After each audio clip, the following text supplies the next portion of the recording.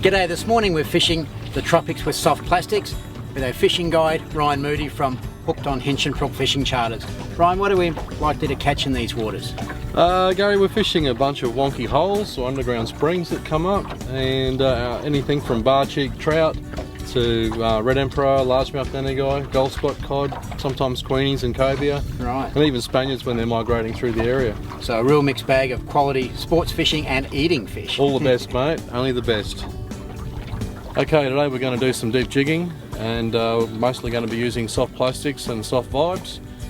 Simply, we just toss them out, not too far from the boat, and let them sink to the bottom. Okay, once we've reached the bottom, just simply nice little soft jigs up and down, not too far off the bottom. So it's just resembling an injured bait fish bouncing off the bottom. Sometimes try a slightly higher jig in the air, let it drop back down again to the bottom. Just vary your technique a little. Oh, come on. Because you never know what sort of species you're going to catch here in the tropics, might be a small fish one minute and a big mackerel the next, it's important to have gear that's versatile. I'm running the GFX range. In this one it's the 30 to 50 pound, 7-foot spin, and the Smoke Inshore 50. I'm running 30-pound braid on it, just a mono leader, and working our plastics. That way I can drop and jig or change lure and cast, no problems at all. Quite a versatile outfit and good for pulling those fish out of stubborn holes. You might say, why would you use braid fishing these situations? A couple of reasons. One, the thinner diameter and low stretch means it sinks very quickly, and you can generally fish a little bit heavier than you would with mono because of the diameter. One of the beauties of fishing soft plastics here in the tropics is you never know what you're going to catch. Could be a finger mark, a barra, or a beautiful trout like this. And funnily enough, you got him on the soft tail rod. Yeah, mate, it's a fantastic little outfit you made up there. I really enjoyed that. That was great. It's funny, Lee, if you went back 10 years ago, you'd go fishing with trout, 50-pound mono, big heavy rod reel. No. Look what we've got that on the little Exactly. 12 to 20-pound graphite spin stick. No, mate, we catch some really big fish these days, giant barras, threadfin, just on outfits. Well, I'm using your outfits myself, so yeah, it's been great. They've been really good outfits to use, mate. Well, 2 minutes into the day, that's a pretty good start. No worries, mate. We'll see if we can get something A bit anxious, yeah. Cheers. We've got our main braided line coming down. We tie a bimini twist to form our double, just a short one there.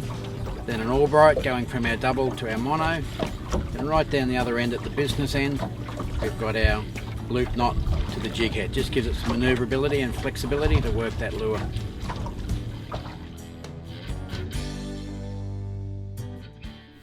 Okay, just working this nice little new lump of coral down here. We've been smashed straight away. The kind of tackle that we're using on the bottom down there is basically jig heads with soft plastics attached. The weight varies around about the amount of tidal movement you have.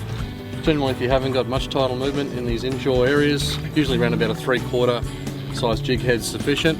If you've got a bit of run, usually go up to about an ounce.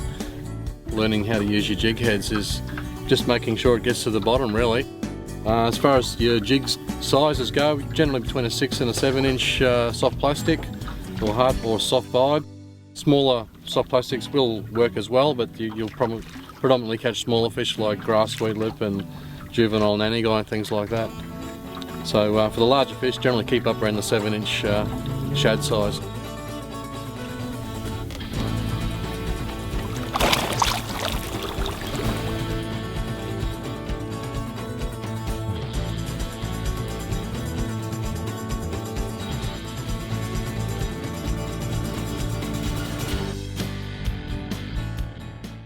Okay, just been jigging here with the Smoke 30 spin and Gary Howard's soft tail range of rods. Caught a nice gold spot cod. We'll let this one go shortly.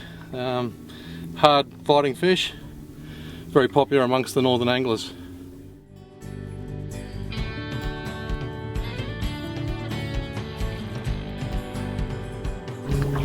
You can have all the right gear and the right technique, but if you're in the wrong spot and there's no fish, you won't catch anything. So finding structure is very important. It could be a hole, a rock, a man-made bommy, an old wreck, something like that, and sound around it. The fish aren't always right on that spot. Often they'll hold off to one side, up or down, depending on the run of the tide and current. So check it all out first. before you drop a line down on it. Here he comes.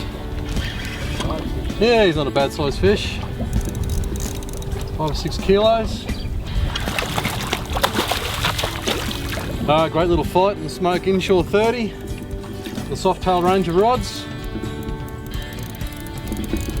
Great little combo.